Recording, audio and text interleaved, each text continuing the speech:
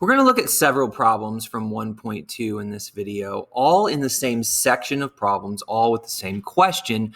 Find the limit as x approaches infinity and as x approaches negative infinity of a fairly complicated appearing function.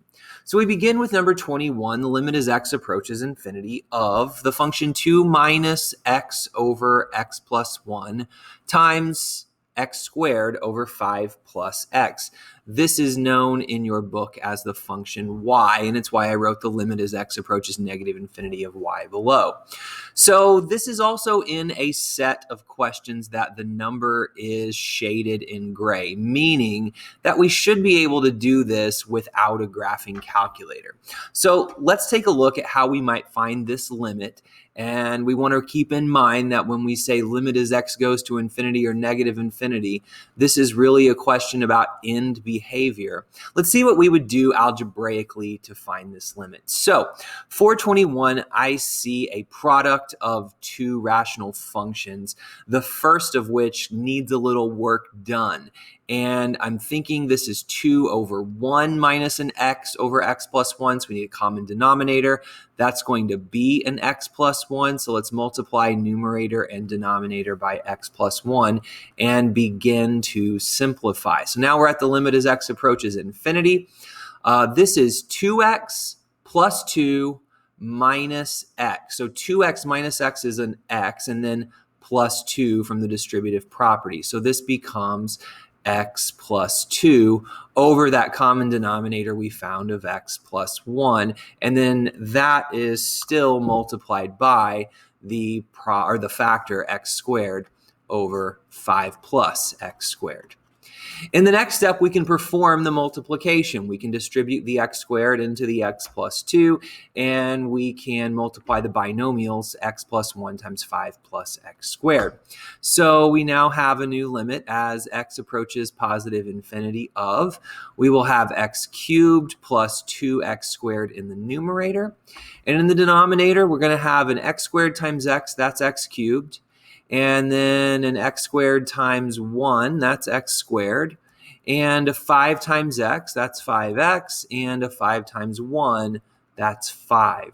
So now we're simplified into one rational function, a limit as x approaches infinity. And for a rational function, we know that the end behavior models are the ratio of the highest degree terms in both numerator and denominator. So for the numerator, that term is x cubed.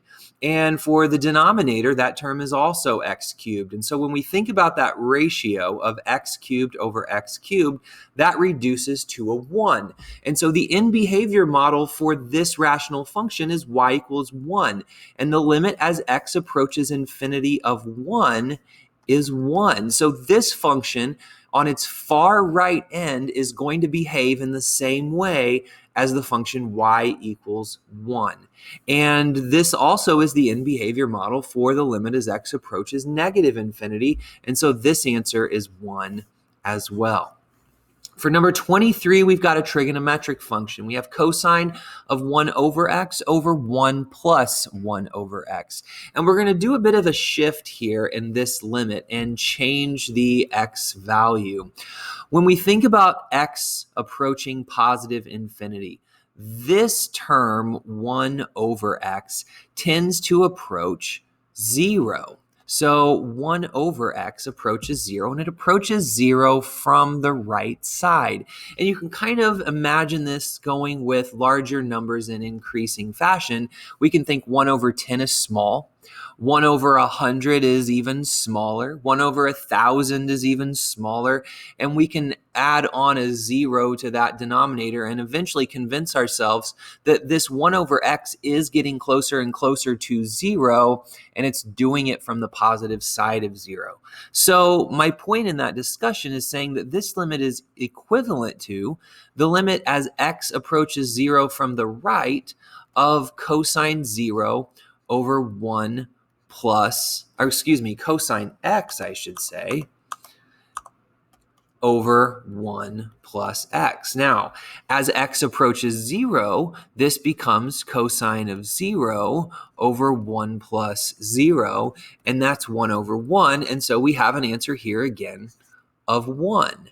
And as x approaches negative infinity, this 1 over x still approaches 0, but this time we're doing it from the negative side of 0. Because again, if we think 1 over negative 10, 1 over negative 100, 1 over negative 1,000, that's still getting smaller and smaller and smaller and closer to 0, but we're doing it now from a negative side. So this is the limit as x approaches 0 from the left, but it's still cosine of x over 1 plus x.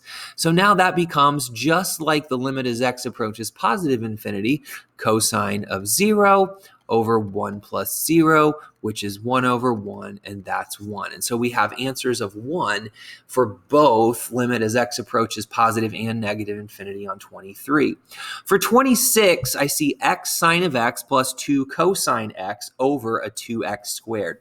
And this is a classic limit setup where we want to, in essence, separate this limit into two separate pieces. So I'm thinking initially, this is the limit as x approaches infinity of an x sine of x over 2x squared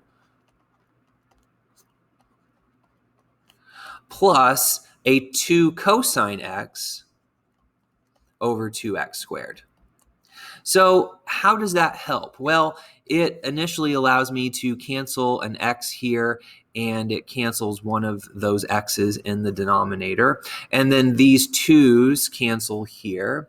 And so now this limit, if I separate it just a little bit more, becomes the limit as x approaches infinity of, I'm going to call this 1/2 times sine x over x.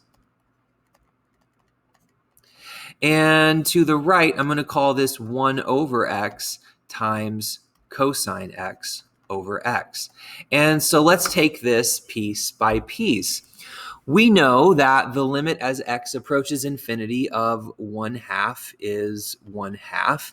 And we know then that the limit as x approaches infinity of sine x over x, we can kind of figure out with some graph analysis, because sine x moves between -1 and 1, but x will continue to grow. So as sine of x stays small, as x grows large and moves between 1 and -1, and it passes through all of the numbers in between, x grows very, very large. And so this becomes a very small number like 1 or -1 over a very large number, 1,000, 10,000, 100,000. This term approaches 0.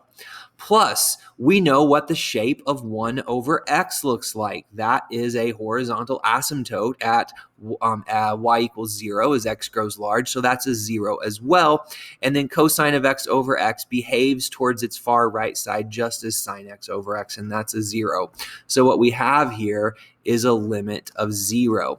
And we can make those same arguments for the limit as x approaches negative infinity. And this should help on these non-calculator active problems.